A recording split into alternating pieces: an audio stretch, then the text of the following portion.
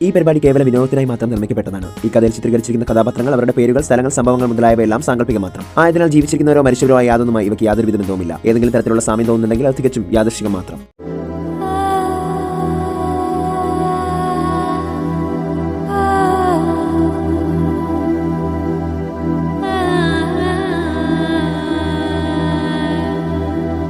അല്പനേരം കഴിഞ്ഞപ്പോ മേഘ ചുരിദാരം ഇട്ടുകൊണ്ട് വന്നു. കൊള്ളാമല്ലോ, സുന്ദരിയായിരിക്കുന്നു. എനിക്കിപ്പോ തന്നെ കെട്ടാൻ തോന്നുന്നു. വാ, വന്ന് ബൈക്ക് കയറ്. ഇതേലോ, എനിക്ക് പേടിയാ. ഓ പിന്നെ, സ്രാവിന്റെ ദേഹത്തൊക്കെ കയറി സഞ്ചരിക്കുന്നതിന് പേടിയില്ല, ഈ വണ്ടി കയറാൻ പേടിയോ? ഇത് അപകടമല്ലേ, അത് മത്സ്യമാണ്. ഓ വാടോ. മേഘ പേടിച്ചു വിറച്ച് ബൈക്കിൽ കയറി. പിടിച്ചിരുന്നോ, വിടാൻ പോവാ. ശരി. മേഘ മഹിയെ ഇറുക്കി പിടിച്ചു. ബൈക്ക് നേരെ പോയത് വലിയ ഐസ്ക്രീം പാർലറിലായിരുന്നു. വാ. മേഘ ഐസ്ക്രീം പാർലറിലേക്ക് കണ്ണോടിച്ചു നോക്കി. ഞാൻ വരണോ? വാ എന്ന് പറഞ്ഞ് മേഘയുടെ കൈയും പിടിച്ച് മഹി അകത്തേക്ക് കയറി. അവർ ഇരുവരും ഒരു കസേരയിലിരുന്നു. അപ്പോഴാണ് വെയിറ്റർ വന്നത്. എന്തു വേണം സാർ? മഹി മേഘയെ നോക്കി. ആള് പേടിച്ചാണ് ഇരിക്കുന്നത്. 2 ഐസ്ക്രീം. യെസ് സാർ, ഇപ്പൊ കൊണ്ടുവരാം. പെട്ടെന്ന് തന്നെ വെയിറ്റർ ഐസ്ക്രീം ടേബിളിൽ കൊണ്ടുവച്ചു. ഒരെണ്ണം മഹി മേഘയ്ക്ക് കൊടുത്തു. ഓ, എന്തൊരു തണുപ്പ്! ഇതെങ്ങനെയാ കഴിക്കുന്നേ? ദേ, ഈ സ്പൂണിൽ ഇച്ചിരി കോരിയെടുത്ത് വായിലേക്ക് കൊണ്ടുവച്ചാ മതി. മേഘ ഒരു സ്പൂൺ ഐസ്ക്രീം വായിൽ വെച്ചു. പെട്ടെന്ന് മേഘയ്ക്ക് ശരീരമാസകലം തളരുന്ന പോലെ തോന്നി. കസേരയിൽ നിന്നും മേഘ ചാടി എഴുന്നേറ്റു. മഹിയുടെ കയ്യിലിരുന്ന ഐസ്ക്രീം തട്ടിക്കളഞ്ഞ്, വേണ്ട മഹി, ഇതൊക്കെ വിഷമാണ് എന്ന് പറഞ്ഞു. മേഘ. എല്ലാവരും അവരെ തിരിഞ്ഞു നോക്കിയപ്പോൾ മഹി മേഘയെ നോക്കി പുഞ്ചിരിച്ചു. ശരിയാ, കൃത്രിമമാണിതൊക്കെ. പക്ഷേ മനുഷ്യൻ ഇതൊക്കെയാണ് കഴിക്കുന്നത്. പക്ഷേ വീട്ടിലുണ്ടാക്കുവാണേ വിശ്വസിച്ചു കഴിക്കാം. വാ മേഘ, നമുക്ക് പോകാം.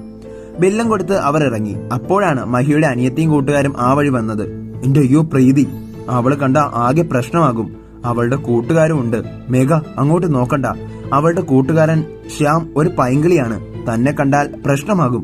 ആണോ? ഇനി എന്ത് ചെയ്യും? അവർ തിരിഞ്ഞു നോക്കുമ്പോൾ മഹി മേഘയുടെ കയ്യിൽ പിടിച്ചു. ഓടിക്കോ.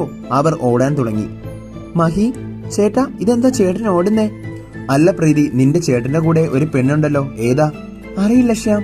വാ, നമുക്ക് പിറകെ പോകാം. അതും പറഞ്ഞ് അവരുടെ പിറകെ ഓടാൻ തുടങ്ങി. അയ്യോ വയ്യ മഹി, എനിക്കിനി ഓടാൻ വയ്യ, എന്റെ കാലുകൾ തളരുന്നു. അപ്പോഴാണ് അവർ അടുത്തേക്ക് വരുന്നത് കണ്ടത്. അയ്യോ, ദേ അവർ വരുന്നു. അപ്പോഴാണ് പെട്ടെന്ന് മേഘ ആഴമുള്ള നദി കണ്ടത്. മഹി, ദേ നോക്കി, ഒരു നദി, എന്നെ അതിലേക്കിടൂ. മേഘയെ പതിയെ എടുത്ത് മെല്ലെ നദിയിലേക്കിട്ടു. സൂക്ഷിക്കണേ, ആഴമുള്ള നദിയാ. കടലിൽ കിടന്നുറങ്ങുന്ന എന്നോടോ? അയ്യോ, ഞാൻ മറന്നു. അവർ അടുത്തേക്ക് വന്നതും മേഘ നദിയുടെ അടിയിലേക്ക് ഊളയിട്ടു. അപ്പോഴാണ് തന്റെ മുന്നിൽ നല്ല നീളമുള്ള മൂർഖൻ പാമ്പിനെ കണ്ടത്. പെട്ടെന്ന് മേഘ വായ് നിറയെ വെള്ളമെടുത്ത് സർവ്വശക്തിയും എടുത്ത് മൂർഖന്റെ മുഖത്തേക്ക് ആഞ്ഞൂതി. മൂർഖൻ പേടിച്ച് തിരിച്ച് ഇഴഞ്ഞുപോയി. ആരാ മഹി കൂടെ ഒരു പെണ്ണ്? പ്രീതി ചോദിച്ചു. പെണ്ണോ? ഏത് പെണ്ണ്? മഹി, കള്ളം പറയണ്ട, ഞാൻ കണ്ടതാ, ശ്യാം പറഞ്ഞു. ഇല്ലെന്നേ, സത്യമായിട്ടും ആരുമില്ല. പിന്നെ എന്തിനാ ചേട്ടൻ ഓടിയത് ഞങ്ങളെ കണ്ടപ്പോ? ചുമ്മാ. അപ്പോഴാണ് മേഘയുടെ അടുത്തേക്ക് നല്ല നീളമുള്ള വെമ്പാല വന്നത്. പെട്ടെന്ന് മേഘ വെമ്പാലയെ കയ്യിലെടുത്തു. നദിയിൽ പൊങ്ങി. പതിയെ നദിക്കരയിലെ പാറയുടെ ഇടയിൽ കയറി പാമ്പിനെ കഴുത്തിലിട്ട് മേഘ പൊങ്ങി നിന്നു. അപ്പോഴാണ് ശ്യാം മേഘയെ കണ്ടത്. മേഘയുടെ കയ്യിലെ പാമ്പിനെ കണ്ടത്. അയ്യോ പാമ്പ്! പ്രീതി, ഓടിക്കോ! അയ്യോ! പ്രീതിയും പാമ്പിനെ കണ്ട് പേടിച്ചോടി. മേഘ, പേടിയാകുന്നു, അത് കൊത്തിയാൽ ചത്തുപോകും, മഹി പേടിച്ച് പറഞ്ഞു. ഇതിനേക്കാൾ വിഷമുള്ള പാമ്പ് കടലിലുണ്ട്. ഞാൻ ഇത്രയും വലിയ പാമ്പിനെ ഭാവാച്ചേട്ടൻ കഴുത്തിലിട്ടിരിക്കുന്നത് കണ്ടിട്ടുണ്ട്, അല്ലാതെ കണ്ടിട്ടില്ല. എനിക്ക് പേടിയാ അതിനെ. കള.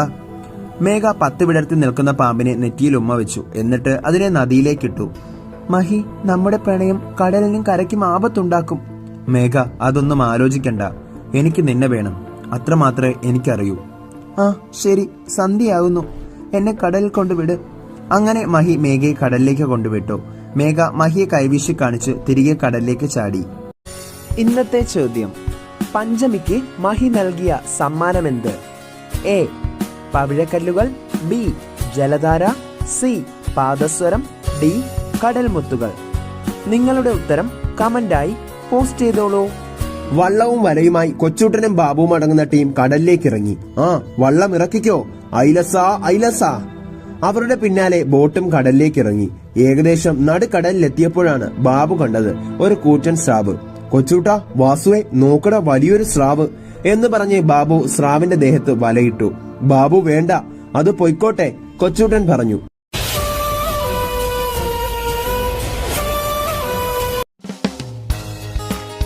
അങ്ങോട്ട് പോയ ചുഴിയാണ്, പോകുന്നവർ പെട്ടുപോകത്തേ ഉള്ളൂ. ഏയ്, ഒരിക്കലുമില്ല. എന്റെ പ്രണയം സത്യമുള്ളതാണ്. മഹി, മഹി, ഓടിവാടാ. കടലമ്മേ, ചതിച്ചു. എന്റെ പിള്ളേർക്ക് അച്ഛനില്ലാതായല്ലോ. അയ്യോ. ഇത് മത്സ്യകന്യകയുടെയും പച്ച മനുഷ്യന്റെയും മനസ്സുകളിലെ സത്യമായ പ്രണയം.